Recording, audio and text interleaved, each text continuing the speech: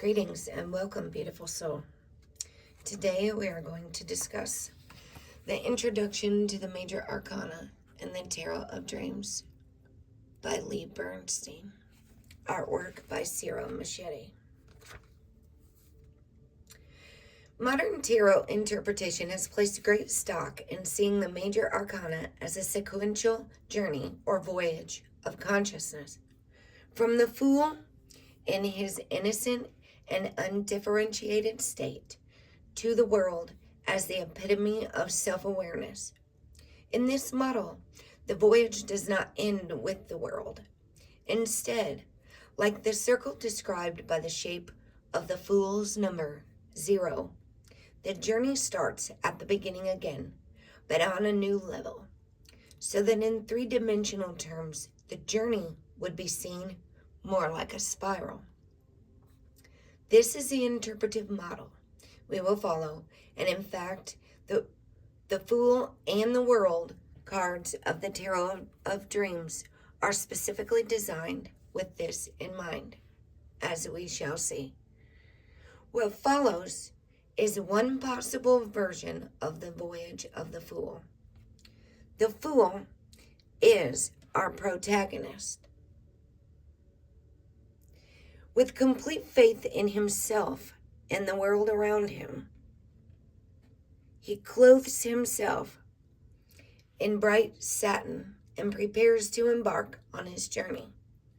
He is the very picture of foolish optimism. He is us. In one, magician, and two, the priestess. The Fool meets his inner guides. The magician represents a part of him that looks out for opportunities to learn and navigate the world to his advantage. The priestess is his intuitive sense, that inner voice which we must quiet ourselves to hear. Without these two, the Fool would be incapable of proceeding on the voyage. The Empress and the Emperor, 3 and 4, are the Fool's archetypal parents, while the magician and the priestess tell the Fool about himself and his abilities. The Empress and Emperor teach him about the world and ways of perceiving it. The Empress shows the Fool how the world can be seen as a never-ending bounty of life and love.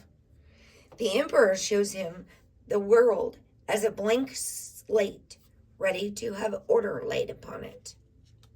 In the Faith card, also called the Pope or the Hierophant in other decks, and the Lovers, demonstrate different ways of relating. In Faith, the Fool begins to develop a sense of meaning, which enables him to place his own and others' actions into context. In the Lovers, he begins learning to relate to others on a one-on-one basis.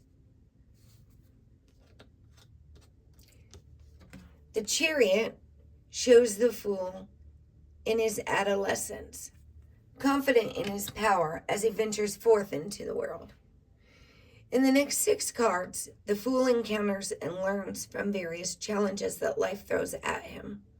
In number 8, the Strength card, the Fool begins to be aware of an inner reserve of strength and preservation, which he can draw upon in times of need. In later cards, he'll encounter the darker sides of his energy. In the Hermit, number 9, the Fool finds that his childish need for companionship and approval gives way to a need for solitude. The time and space required for inner development rather than the outer adventuring shown in the Chariot. Number 10, the Wheel, gives our Fool a vision of the world as a machine and himself as a small cog in the wheel. Number 11, the Justice card, reminds him that in the face of determination. Determinism revealed by the wheel. There must be absolutes of right and wrong if life is to have meaning. Times turn rough for the Fool in the next two cards. In the Hanged Man, the Fool encounters delays, obstructions, and the necessity for patience and self-sacrifice.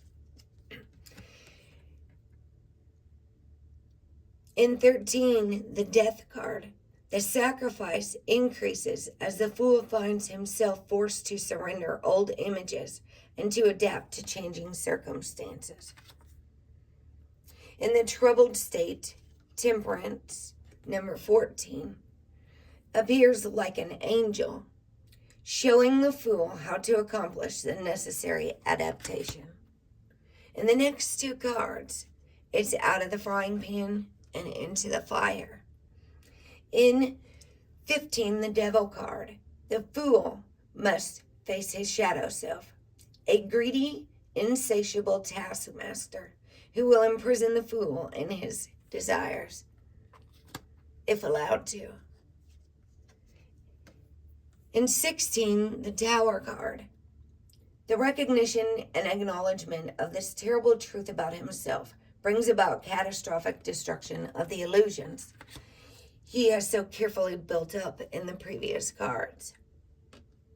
In the Fool's darkest hour, 17, the Star card appears, soothing his pain and fear in the cooling waters of grace and hope. 18, the Moon card shows a landscape that is disturbing and frightening, but which ultimately embodies the creative potential the Fool will need in order to become self-aware. In 19, the Sun card, that new self-awareness shines forth.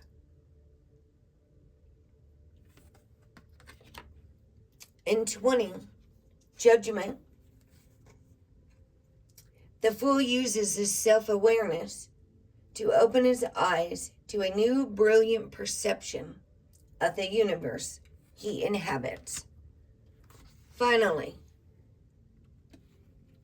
in the World, the Fool has come full circle.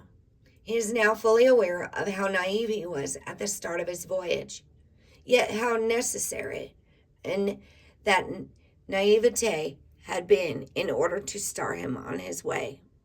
He now acknowledges his place in the universe, his existence as a part of a larger pattern. Soon he will be ready to embark on another voyage, and this sequence will begin anew. We're going to start the journey with the Fool.